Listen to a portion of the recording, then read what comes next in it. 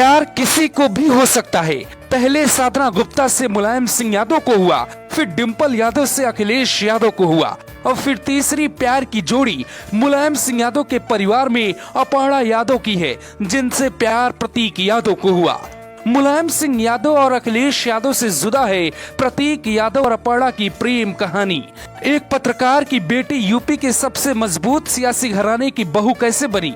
अपर्णा की प्रेम कहानी सुनने से पहले आपको मुलायम और साधना गुप्ता की प्रेम कहानी सुननी चाहिए। साधना गुप्ता यूपी की इटावा के बिधुना तहसील की रहने वाली हैं। 4 जुलाई 1986 में उनकी शादी फर्रुखाबाद के चंद्र प्रकाश गुप्ता से हुई। 1987 में प्रतीक यादव का जन्म हुआ।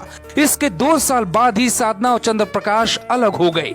इसके बाद साधना गुप्ता सपा के तत्कालीन सुप्रीमो मुलायम सिंह यादव के संपर्क में आई।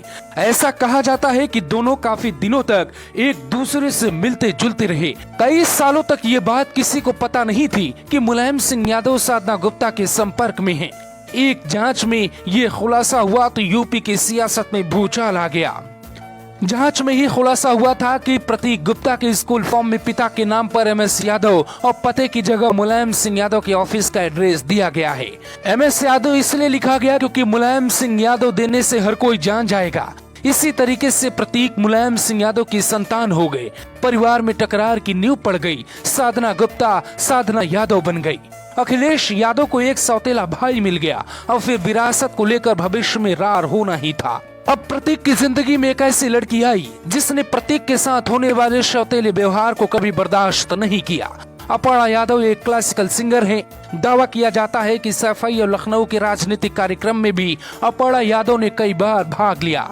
इसी बीच प्रतीक से मुलाकात हुई। सालों तक अपर्णा यादव को ये बात पता नहीं थी कि प्रतीक किस घराने से आते हैं। मुलायम का नाम सुनते ही अपर्णा के पैरों के नीचे से जमीन खिसक गई थी।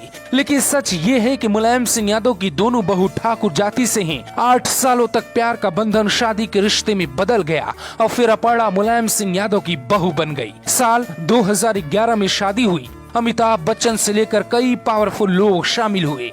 हालांकि उस वक्त सपा विपक्ष में थी। 2012 में मुलायम के नेतृत्व में सपा की सरकार बनी और फिर मुलायम सिंह यादव ने अखिलेश यादव को मुख्यमंत्री बनाने का फैसला किया। प्रतीक यादव के बारे में कोई रणनीति नहीं बनी। लोग कहते हैं कि इस बात से मुलायम की पत्नी और प्रतीक की मां बेहद नाराज हुई। अपर्णा यादव ने एक बार सार्वजनिक जीवन में डिंपल के पैर छुए, लेकिन घर में सब ठीक नहीं चल रहा था। मीडिया में कई तरीके की खबरें बीच बीच में आया करती। अपर्णा यादव सियासत में आना चाहती थी, मौके की तलाश में थी, लेकिन मुलायम सिंह यादव ने तय कर लिया था कि प्रतीक को सिर्फ नाम देंगे। राजनीतिक विरासत में अखिलेश के साथ कोई बंटवारा नहीं होगा। राजनीतिक विरासत अखिलेश यादव संभालने लगे और फिर 2016 में चिंगारी भड़की। कई लोग कहते हैं कि उसमें साधना सिंह की अहम भूमिका थी। साधना सिंह चाहती थी कि प्रतीक और साधना को भी बराबरी का हिस्सा मिले। अखिलेश यादव के बारे में कहा जाता है कि वो अपर्णा यादव को राजनीति में नहीं लाना चाहते थे। इसका एक सबूत ये भी है कि 2017 में अपर्णा को टिकट दिया, लेकिन 2022 में लखनऊ कैंट से अपर्णा का टिकट काटकर सौम्या भट्ट को देने की बात हो रही है, जिससे अपर्णा बागी हो गई। मुलायम सिंह यादव के घर में तीनों प्रेम कहानी सफल हुई। मुलायम सिंह की प्रेम कहानी में ट्विस्ट है। वो प्यार न होता तो परिवार में टकरार न होता। अब प्रतीक और अपर्णा की एक नई दुनिया बसेगी।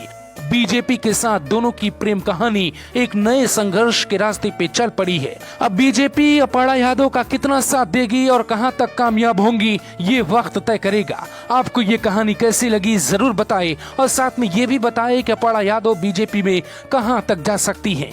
क्या सच में मुलायम सिंह यादव के परिवार में अपर्णा यादव को सम्मान नहीं मिला?